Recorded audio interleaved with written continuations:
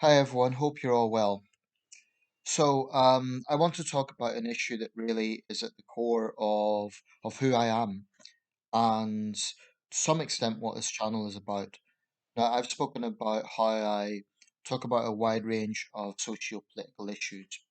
That's probably the bulk of the content on this channel, although I do cover other things as well.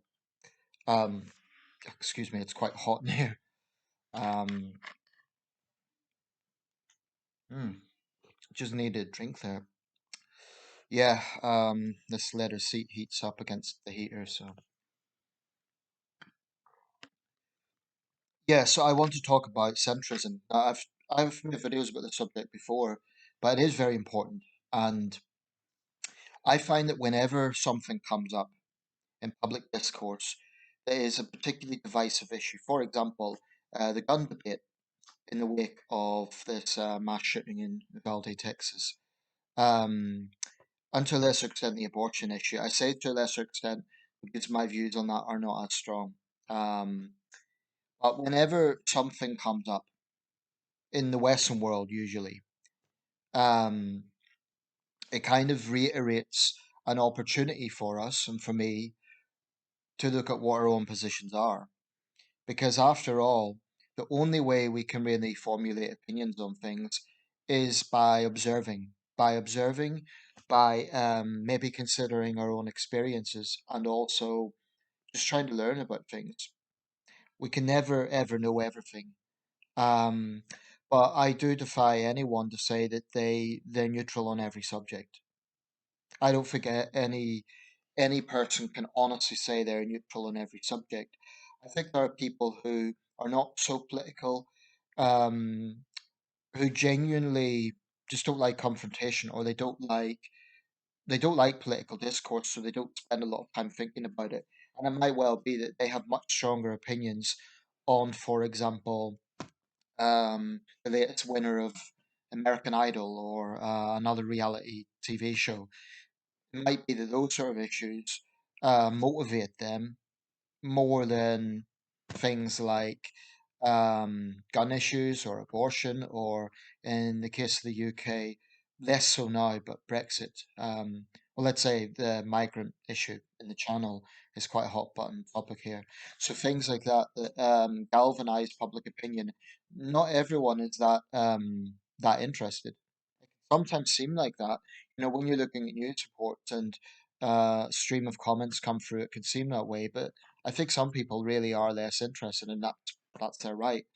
Um, but I'm a political person. It's in my blood. It's something that I do think about. Um,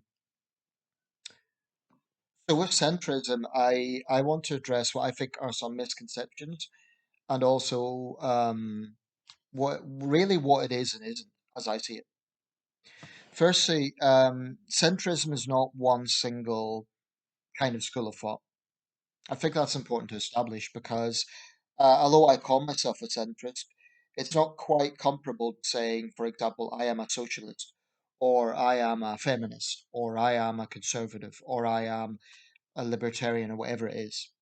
Um, Centrism is quite abstract and it is quite broad, and that's good. That's fine. That's the way it should be. Because I don't see it as a school of thought in the same way as the others. Socialists, broadly speaking, will have some shared ideologies and viewpoints. Conservatives, broadly speaking, will have some shared ideologies and viewpoints. Centrists, not so much, because there will be other people who would see themselves as moderates or centrist. And I might find that I agree with them on a lot of issues, but there's one particular issue we see things quite differently on. Um, and so it's not a single ideology in that sense. Rather, I would describe it as a broad meeting point of both left wing and right wing views, or rather, left wing and right wing positions. And I very much fall into that because over the years, I've observed, I've learned, and I've opinionated on a wide range of subjects. And I'm quite comfortable saying there are some areas I'm pretty conservative on. There's other areas I'm well to the left on. And that's fine. I don't see that as a stigma. I don't see that as it's just the reality. There's no point pretending otherwise. But because I have views on both camps, in both camps, then ultimately it gravitates around to being roughly in the center. In politics, I've always tended to respect and admire leaders who tend to be broadly center ground. Um, that's not to say I agree with all the positions, but I tend to see them as the best leaders. I tend to think about people like, and I know this will invite sort of comments from people who don't like these leaders, but I'm thinking Tony Blair, Bill Clinton. Um, there's many other examples. Of course, they are third way politicians. They recognized after the Cold War that the world wasn't black and white and it wasn't a simple case of old left versus old right. Um, and actually, in both examples, they were electorally very successful. Um, you can argue legacy, you can argue whether the legacy was good or bad, but the point is, electorally speaking, they were successful. I mean, say what you want, but Tony Blair won three general elections. Bill Clinton was re-elected unusually more popular in his second term than he was in his first, even after Whitewater. So that's something worth looking at. Whereas you get leaders who are well on the left or well on the right, who certainly have hardcore supporters. To think of recent examples, Donald Trump on the right, his supporters are very, very enthusiastic, very fired up. Same with Jeremy Corbyn's supporters. Yet one is well on the right, one well on the left.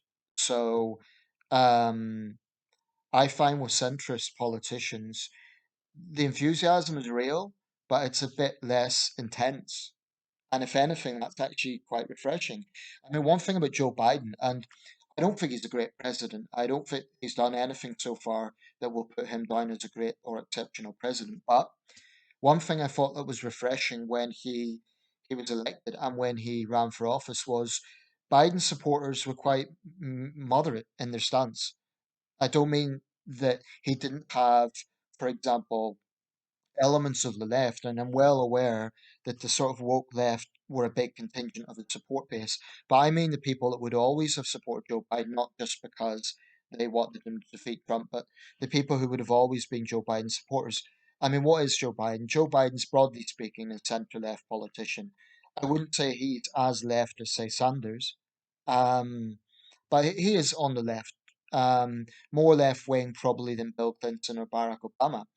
Um, but that's what he is. And what I find with Joe Biden was even the woke left, they supported him because they wanted him to defeat Trump and they wanted him to push through their agenda. But they were never, there was never a cult around Joe Biden. That in itself is a good thing. That to me is a refreshing thing. Some might say it just points to him there not being much enthusiasm, but I think the fact that there isn't a personality cult around this president is a good thing. In a sense, he's a normal president in that sense. Um, in the UK, Johnson, very colourful figure. He was a celebrity in Britain before he became Prime Minister. Um, I think what we've seen recently, I mean, I don't want to derail here and get into individual topics, but he's staying on despite the findings of the Partygate, the Sue Gray report. Um, I think with Boris Johnson, you have an element of that sort of cult-like support base where they will just doggedly defend Johnson no matter what. But I don't think it's as strong in this country, and I don't think it ever has been. Possibly we've had a few exceptions, Princess Diana, a few others, but we don't generally do personality cults in this country. Even Queen Elizabeth II this year, we're celebrating next week, in fact, 70 years of her on the throne, but it's not. It's more kind of broad admiration and respect rather than this kind of devoted worship. I do think there's a difference, and I think it's um, it's more the former than the latter. But anyway, I don't want to derail. So let me just lay out some of my positions, kind of broadly speaking. I'm not going to go into huge detail here, but just to explain why I see myself as a centrist. And again, getting back to what I was talking about, um, that these things they can be camped on either side. They can be positioned on either side. On the issue of crime, I'm definitely a conservative. Now, I'm against the death penalty. I've always been on easy with the death penalty, but there's a few reasons for that. Number one, I think if mistakes are made, there's obviously no going back. But there's actually other reasons. I think for the most heinous crimes, if you have a situation where the death penalty exists, jurors who may be against the death penalty, they may be tempted to find a defendant who actually is guilty, not guilty, because they don't believe in the death penalty and they don't think the defendant should hang and would probably be hanging in this country. So, ironically, the existence of the death penalty could actually mean the guilty walk free because it's so absolute that jurors wouldn't want to literally send them to the gallows. But anyway, that's probably for a video in its own right. That aside, I was watching A Time to Kill last night with Matthew McConaughey and his hometown incident in Uvalde, Texas.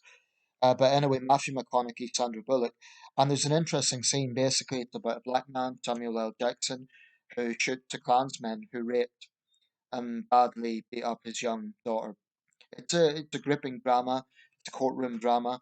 But there's an interesting scene where McConaughey and Bullock are having lunch together. She wants to help him out. She's a law student. He's a seasoned lawyer, and basically, which is interesting. Because Sandra Bullock's actually slightly older in real life, but anyway, she's a liberal. He says, "I don't believe in rehabilitation. I believe in the death penalty." It's just an interesting scene because she'd assumed that because he was working for a black man, he must have been a liberal. So that's interesting. But yeah, I mean, I believe in justice.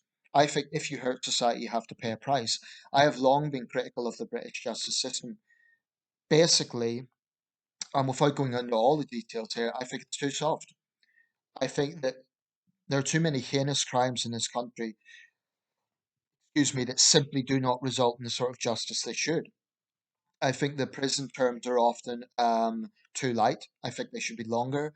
I think that we have a legal establishment that is frankly arrogant and out of touch. I think it's a disgrace that the Sentencing Council of England and Wales is unelected. These are the people that make the decisions about justice, that set the sentencing guidelines. I think the judges are distant figures. And I think that victims should have a much greater voice in sentencing. Um, all of those positions, would make me conservative, and I'm fine with that. I think if you have teenage thugs terrorizing society, the full force of the law should come down on them.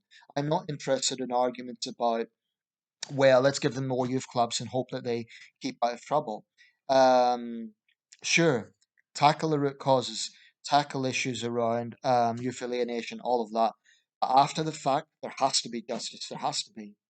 And I really have limited patience with the liberal left on this subject because the whole school of thought tends to be anti justice. As for the likes of the Green Party, um, I think their positions are actually an insult to victims of crime. Now, the reason I feel so strongly about the subject is because as a teenager, I was forced to leave my home with my family from local jobs. Now, that was 20 years ago, but the impact stayed. I remember fear and mental anguish that caused. So when I hear reports about a young father being beaten to death, literally beaten to death by teenage thugs, it disgusts me, it angers me, and I think the family, they'll never be the same, but they can't begin to have closure until there's real justice. And in the case like that, where you have a guy beating someone to death for no reason, um, I think it should be an absolute minimum of 15 years with no early release, no parole. Um, so yeah, I think the system is rotten. I think it has a very long way to improve, um, and I have very little faith in it. I'm not saying that every decision is wrong. I'm not saying every judge is out of touch, but I do think for the most part the British justice system is not good enough.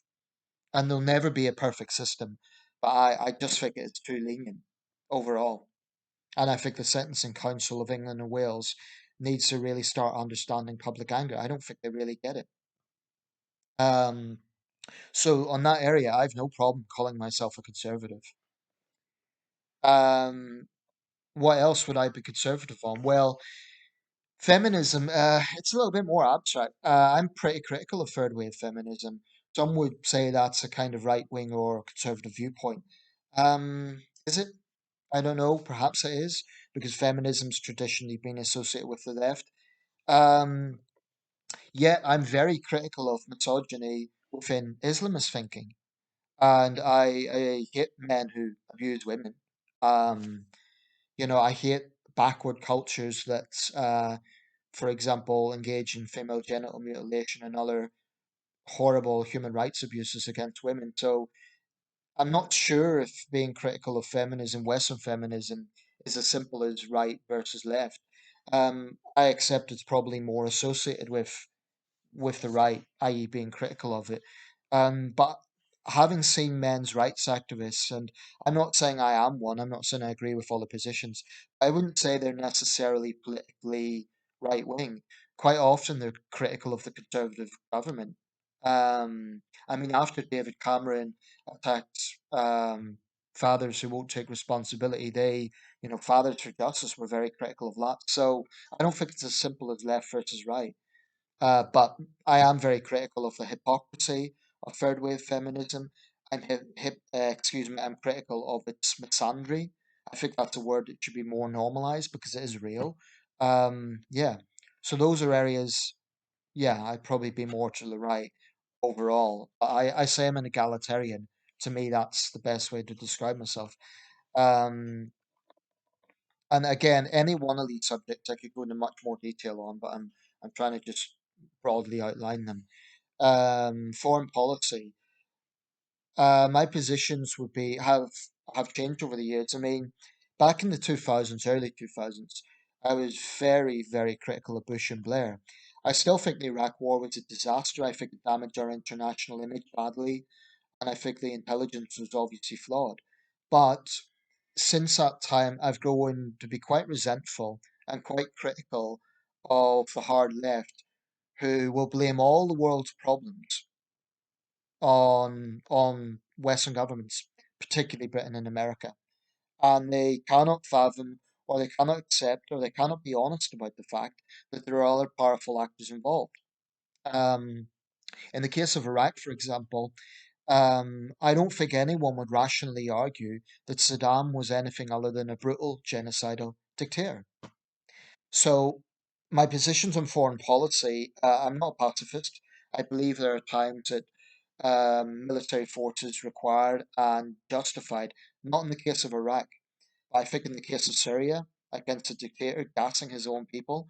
I think in the case of supporting Ukraine right now, absolutely. I think in the case of taking action against terrorist death cults like ISIS, all those positions would make me perhaps quite hawkish. Would I call myself a neocon? No, because I don't agree with every foreign policy position. I certainly, yeah, I wouldn't call myself a neocon, but I am certainly not a left winger in this area. I think the reality of this world that we live in is that sometimes the pacifist approach amounts to appeasement. And again, all of these subjects I'm talking about would require a whole video on their own right. So I'm just broadly outlining this. So yeah, my positions on foreign policy in recent years might mark me out more on the right. However, I would say in the situation of Ukraine, any reasonable, sane person is going to back Ukraine. And I'm pleased to say most people do, whether they be conservative or liberal or left, most people do. Um, there is still a minority of shameless people, and I call them shameless, I have no respect for them, who support Putin, um, and who will still try and, vilify the victims, in this case, Ukraine, and say that Putin's just taking action against the Nazi state. It's disgusting. It's absolutely abhorrent what they're doing. Um, but yeah, foreign policy, I'd probably be more to the right. But again, it's not that black and white because I fiercely believe in human rights, right? So um, I don't like dictators, whether they be right wing dictators or left wing dictators. The Philippines has just elected a new president, Ferdinand Marcos Jr. Now, He was democratically elected, so he's not by definition a dictator. His father was, and this guy has went out of his way to defend his father's record. I know a lot of Filipinos, so it's a country that I'm somewhat connected with. I've never been there, but I'm interested, and something like that makes me uneasy. I have some conservative friends who have very strong views on human rights, and I agree with them. I have left wing friends who have strong views on human rights. But the thing about human rights is you can't pick and choose. You can't say, I'm going to condemn this government because they're run by a dictator and I don't like their politics, but I'll turn a blind eye to that one because they're pro West or because they align with my politics. And an area that I dislike about both the left and the right actually is they do pick and choose on this subject. I mean, I've seen left wingers when Castro died, they were gushing praise on him. Um, I'm talking about people who in every other area they would be all for what they'd say they're all for human rights and justice and all the rest of it. They'd be Amnesty International supporters. Yet when Castro died, I'm thinking you're gushing praise on this man who was a dictator for decades. So I can't have any respect for that sort of hypocrisy. The right supported Pinochet. Um, Indeed, the Reagan administration and other American administrations supported Latin American dictatorships. Marcos was supported by America. So there is hypocrisy in this. There's no getting away from it. David Cameron, in his Cairo speech, acknowledges. He said that for too long, Western governments have supported Arab dictators. And on some level, we still do. Um, but again, it's not a black and white issue. I do think, though, on the issue of human rights, there has to be a consistency. Um, I'm trying to think of other areas that I would be on the right. Immigration, this is something I'm in the middle again because I think that we have to have vetting. Of course, we do. You cannot have people who have radically different values from our own. For example, they don't see men and women as equal. They think that blasphemers should be stoned to death. I think there should be vetting on such people. Absolutely. And I do not believe in mass unchecked immigration. But I wouldn't agree with those on the right who just want to have an absolute, like, bring up the drawbridge. I spoke recently to an acquaintance and he is kind of helping to allocate Ukrainian families. Now, the red tape that British families have faced in trying to do this, the bureaucracy, it just seems totally unnecessary. I totally get that there should be vetting, and I'm aware that there's been some tensions between Ukrainians and host families. But to me, not waiving a visa in this sort of situation when the rest of Europe has is ridiculous. And I dislike the way that the Tories put a financial onus on everything. I mean, a big part of their immigration policy is basically to check the financial background of someone. I'm not saying it's irrelevant, certainly not. But you have situations where you have mixed couples. Let's say the British part. Well, let's say you have a British husband and a Filipino wife, right? Let's say they've done everything they've been asked to do. They've proven that it's not a sham marriage; it's sincere. They've done everything they've been asked to do. In some cases, they just meet the criteria because in order to have a foreign spouse come to the UK, you need to actually meet an income threshold, right? I understand the logic of this because it's to ease burdens on the welfare system, i.e., that someone isn't coming in and they'll just start claiming universal credit, which is for British people. So I get that. I get why there has to be some vetting. But I think the Tories put too much value on how much the term I hate, how much someone is worth. I think the real focus should be on what is the worldview. Are they pro-West? Will they respect this country? Will they abide by our laws? Will they make a reasonable attempt to learn English? Those are things to me which seem reasonable. Um, I think saying, well, this person earns 21,000, this person earns 22,000. We'll let in the person earning 22,000 for that reason.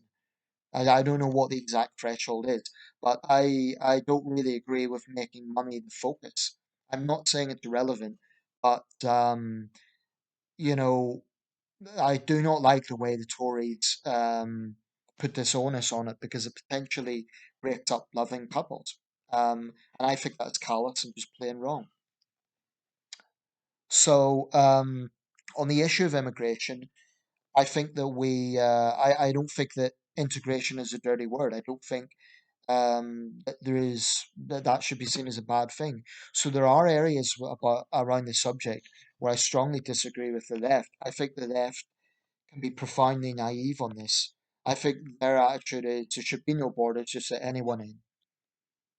I think that's wrong. I think it's misguided. I think it's thoroughly naive, especially when we have dealt with Islamist extremism, some of it imported over the last decade in this country and across Europe. So I think values matter. Values matter. How you see a country, how you see a society matters. Um, I'm going to try and wrap this up soon, but on the left, my views on financial issues, I'm not an economist. It's something that I'm still learning about all the time. I cannot pretend that I'm an expert on the subject. But obviously, there's a lot of overlap with this and politics. I will say this I've had experience of unemployment, I've had experience of going through the Department of Work and Pensions, and I still think, maybe less so today than 10 years ago, but I still think there's a bit of a stigma around unemployment. People assume it's laziness or people are that odious term work shy. I think that as we get more and more into the 21st century, I believe in opportunities, and that's something conservatives say that they believe in. Okay, that's great. But I think one area where conservatives are short is I think they lack empathy sometimes. I'm not saying individually they're bad people. I'm not saying that they don't give to charity and they don't love their families and so on. I think there are times they do take this attitude of, well, it's one size fits all. So if I could do it, so can everyone else. So Tories do tend to, they can deny this, but I think they do admire wealth. I think they do look at wealthy people and think, well, that's something to aspire to in of itself. Of course, if someone's worked hard and they've been successful, yeah, that's admirable. But I do think Tories place a value on financial worth, and I really don't like it. Now, the left can be accused of reverse snobbery, whereby they're judging someone just because they're wealthy, and that's also wrong. But this idea that someone has merit just because they're wealthy, I have a big problem with. Or someone's job status should be used against them in that sense. So there are some things about conservative thinking that's what I would call a one size fits all mentality. I don't like it. Another area I should probably align myself more with the right identity politics. I despise it. I despise the way that the political left weaponizes race, and they do it a lot more than the right. Absolutely do it a lot more than the right. It is the political left that uses terms like white privilege, and then when that is challenged, they say it's the right engaging in culture wars. I think both sides engage in the culture wars, but I think the left has no leg to stand on when they use terms like white privilege and they defend it and they mock anyone who questions it. And then they accuse the right of engaging in culture wars. It's pathetic. Um, that term, I've made no secret of my contempt for it because it's it's an utterly bigoted conclusion that all white people must be one and the same, and they'll deny that's what it means. But I just think it flies in the face of lived experience of white people who may well have seriously struggled, who may well have suffered serious deprivation. I mean, I think of the abuse scandals in Northern England, the grooming gangs, where the vast majority of victims are young white girls from the poorer side of society. There's no white privilege going on there. I think it's an odious, horrible term. And I think what has happened in recent years is we have imported some of these American woke um, terminologies, and I really don't like it one bit. I do not like the way that left wing academics are basically trying to tear down Western culture. I do not like what's going on. So there's a lot of things. I mean, I could talk a lot about the subject in of itself, but for the sake of brevity, I'll just say I do not like identity politics. I understand that someone's background might shape their life experience. I get that. And I'm not saying people shouldn't talk about their heritage, for example. But I really think it is something that needs to be challenged. This tendency that people will say, as a woman, as a black person, as a man, whatever it is, because you start getting into this area where you use your demographic as a weapon. And I just think it's so divisive and it's tiresome. And I just think it's wrong. And I think the left I mean the left wing media outlets, the way they cover issues around race, I think is abhorrent. Um, but there are social issues I think the right are blind to.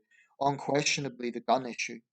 I mean, the American right just seem to have blinkers on with this, that they cannot see anything wrong with an 18-year-old legally getting his hands on an AR-15, going into a school and gunning down children. Sure, they'll say it's awful, it's terrible. Let's look at mental health, let's look at drugs, let's look at everything except guns. So I do think the American right have absolute blinkers on with this subject. And I think honestly, it's hard not to believe that they care more about the right to bear arms than they do about the safety of children. It's hard not to conclude that because every time this happens, it's the same reflective attitude, and frankly, it disgusts me. It's perhaps the one area I most disagree with the American right on, apart from the cult-like support around Trump. And I'm a big Trump critic, so that might be another area that I'm more to the left. But to be honest, I think even many reasonable conservatives have no time for Trump. So I'm not sure if that's so much a right-left issue. Um, what else can I say? I've no doubt there'll be things that I want to say once I wrap this up. Um, yeah, there's other social issues though. I think that I mean, I mentioned racial identity politics. The left's, support and advocacy of movements like Me Too and Black Lives Matter and so on. All movements I think are very flawed. Um, those are areas I tend to be quite critical of, but I think the right can also have blinkers on. For example, on the issue of police brutality, there are still too many on the right who have this knee jerk defense of corrupt officers. I don't think that a police officer who abuses his or her position should be put on death duty. I think they should be arrested like anyone else would be. So there'll be certain areas like that. I do think I'd be more on the left. And one more thing regarding the racial issue. I mean, a lot of this is about America, but frankly, it does spill over into the UK. Um, that's not to say the two countries are the same. We're absolutely not, and some fundamental differences as well.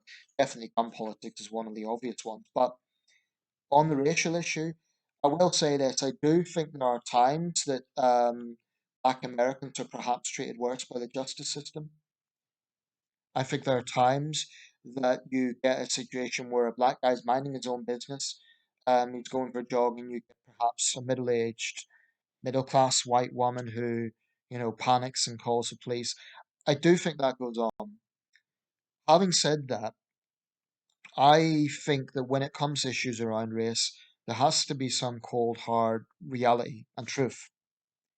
And one of those truths is that African American men disproportionately make up the number of murderers in the United States disproportionately. Now, the left will say that's because of a racist justice system that treats them badly. But I think the left will not address the problem of black on black violence. They will not address the fact that a minority community is disproportionate amongst people apprehended in crimes. Why is that? Why is it that cities like Chicago and New Orleans and Louisville have such a serious problem with black on black crime? It has to be addressed. And the problem is, again, it gets into this identity politics. Oh, but if you're talking about that, you must be saying all black guys are criminals. Absolutely not. But I think that you have to address the elephant in the room, so to speak. Um, there is clearly an issue going on there. Um, it's not to generalize. And I would never use a term like black criminals, like a generic one, because that would be just as wrong as saying white privilege. But I think where there are issues in society, on that point about white privilege, if there is proven examples where a white person is benefiting solely because they're white, then yeah, that's perhaps something that needs to be looked at. But I still say using the term white privilege is wrong because it's a one size fits all. It's basically saying a homeless guy on Skid Row in Los Angeles who might happen to be white, it's the same as Bill Gates. Now that's just stupid. It's just stupid. Um, that is just as ignorant as saying that a black businessman who is doing something for his community is one and the same as a Crip gang member. So generalizations, as a rule, are just not a good idea. I do think that you have to look at problems in society honestly. Right, I'm going to wrap this up, but I hope I've articulated somewhat why I am a centrist. All these issues, I feel strongly about a lot of things, but ultimately, when it comes down to it, when it comes into the pot and mix it around, I'm on the center ground of things. That's how I feel about it. And I'm now at 36 minutes, which is my age. I'm 36, so good point to cut it off.